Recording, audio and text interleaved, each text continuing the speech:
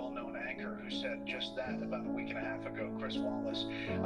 I think it comes down to how we get out of it and how the president handles this. But you know, you put on the intro there the China part, and I think that's going to be a big part of this election. How China is used, not only, and you can see this by the Biden campaign putting out Foreign Policy Advisor Tony Blinken pointing to President Trump's comments about China being positive, but there are about 80%, according to internal polls cited by the New York Times, of the public who believe that China really covered up at the beginning. U.S. officials are convinced that's the case. It's not conclusive that it came from this lab, accidentally or otherwise yet, but they are convinced that China really covered up at the beginning, and that's going to be a big focus of this. The fascinating part, Chris, was the question to Nancy Pelosi about her walk in Chinatown on February 24th. February 19th, there was a Democratic debate in Las Vegas. 3 words weren't said: virus, coronavirus, or COVID-19. Never came up.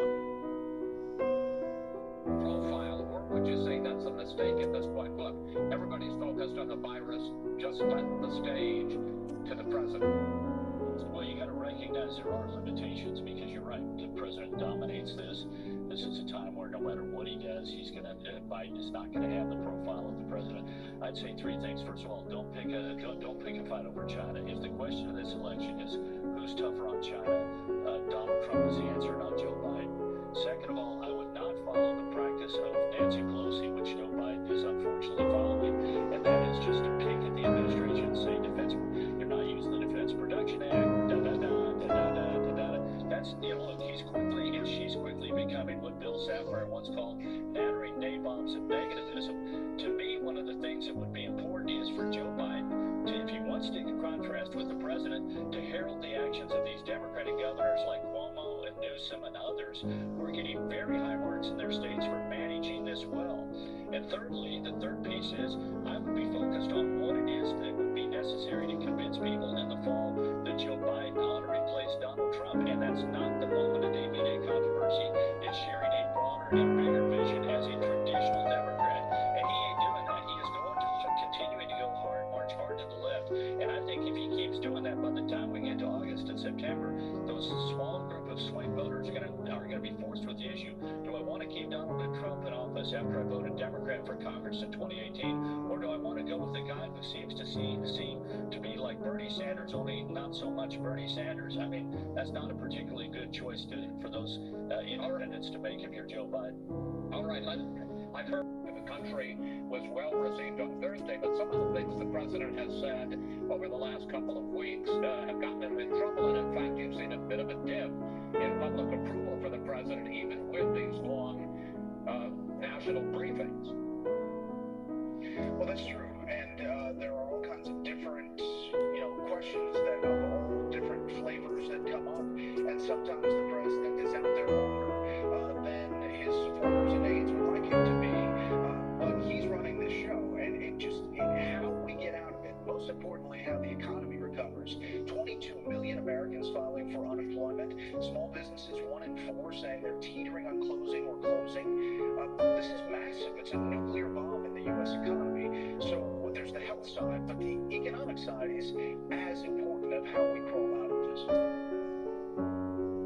And when you talk about people wanting those briefings to be shorter, is the anchor a special report, which is usually on at 6 p.m. Eastern when the briefings are happening? I suspect sometimes you're looking at your watch.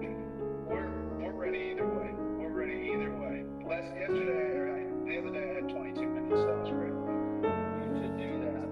But as you said, Chuck, I've been working almost daily over the last 2 months with Republican and Democrat governors across the country.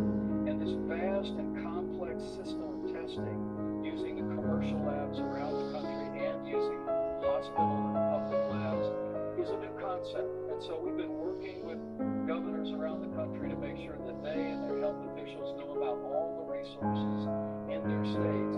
And we also have deployed a team from Walter Reed that over the last 2 weeks has been calling every single laboratory in the country that can do coronavirus testing. And tomorrow we'll be presenting all of those details to governors so that they can activate those tests in their state. Mr. Vice President, aren't you making the case of why this needs to be nationally coordinated? I mean, you just said you've identified this capacity, you've identified this. This is why I think a lot of governors have said the federal government has to play point on testing. Is there even a single person whose sole focus is on what is happening with our testing strategy in this country, and how are we going to expand it? Chuck, we actually have coordinated it at the federal level. Admiral Brett Giroir of the U.S. Public Health Service spends all of his time coordinating testing, deployment, and resources deployment from FEMA. And what we're making clear to governors, and I want the American people to know, is that we will continue to do that. While the president has made it clear that we want the governors to implement testing and deploy testing where they deem is most appropriate in their states. We're going to continue to fully partner with states around the country to increase the supply, to make sure that they have the reagents and the test kits necessary to perform those tests. But I want to say again, it is truly it's a tribute to the president's leadership that early on in this process, he brought in the top commercial labs in the country. They formed an alliance, and we went from 1 month ago to 80,000 tests being done to 4 million tests being completed as of yesterday. We'll continue to increase that. We'll continue to make governors aware of that.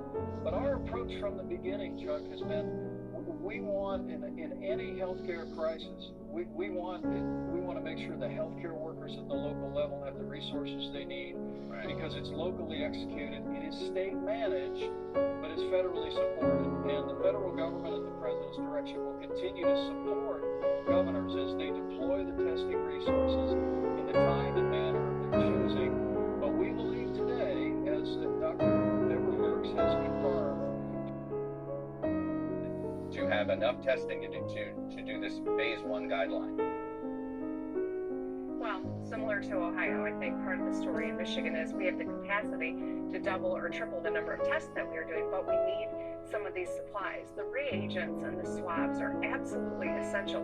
You can't process all these tests if you can't take the sample and protect it and move forward through testing. And so while our capabilities are there, these important supplies are not. And that's, I think, one of the points that you were making in your interview is that if the federal government would use the Defense Production Act and say we're going to make every swab people need and we're going to expedite creation of the reagents, we would be able to know how prevalent COVID-19 is. It would take down the risk associated with taking actions to re-engage parts of our economy because we would have a lot more data about how prevalent COVID-19 still is in our states.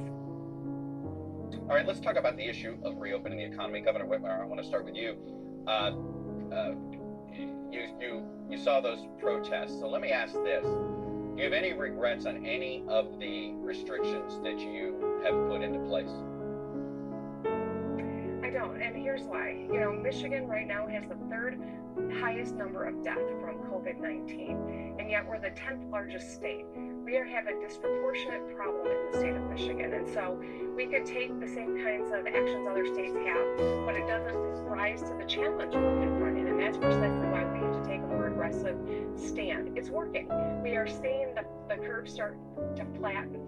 But as people come in from across the state and gather and congregate without masks, without standing 6 feet apart, without those important protections, it means that they might have gone back to these parts of our state and perhaps brought COVID-19 along with them. Our rural hospitals are not equipped to handle a big surge, and that's why this important steps that we've taken are just critical to continuing to flatten that curve.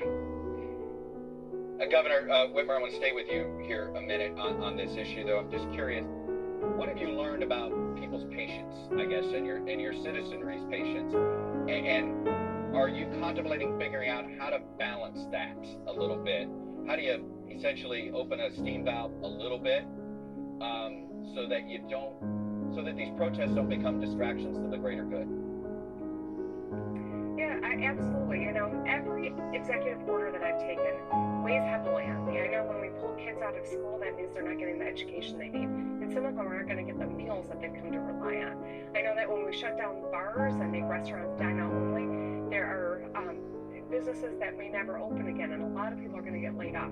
These stay-home orders weigh incredibly heavy because Most cases, just over 2,100, followed by DeKalb with more than 1,400 cases. Now, even though the number of cases in our state has gone up nationally, the spread of coronavirus is showing signs of slowing down. And with that, more and more Americans are itching to resume their normal lives. But the first step is more testing. Fox News correspondent Christina Coleman has more on the White House's push to ramp up testing even further. As parts of the country are expected to start reopening in the coming days and weeks, the Trump administration remains focused on testing, saying it's the best way to determine when it's truly safe for local officials to implement the president's three-step phase to reopen the country.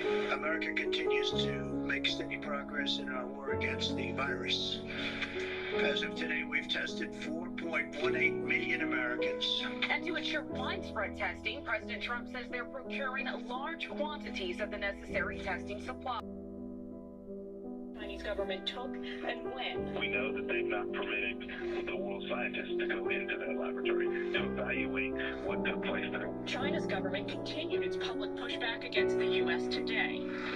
The purpose of the U.S. is simply to confuse the public, divert attention, and shirk responsibility. We urge the U.S. to stop political manipulation, do their part, and focus more on how to overcome the virus and boost the economy as soon as possible. This comes as China revised the coronavirus death toll in Wuhan by 50% overnight, doubling estimates to nearly 3,900 casualties.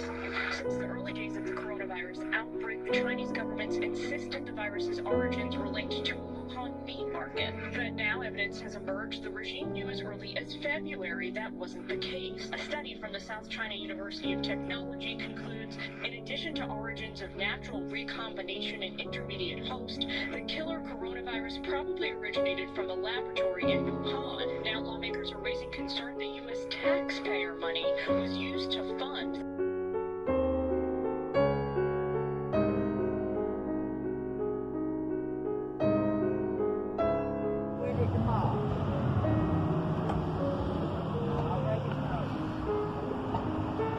Destroyed, destroyed, destroyed.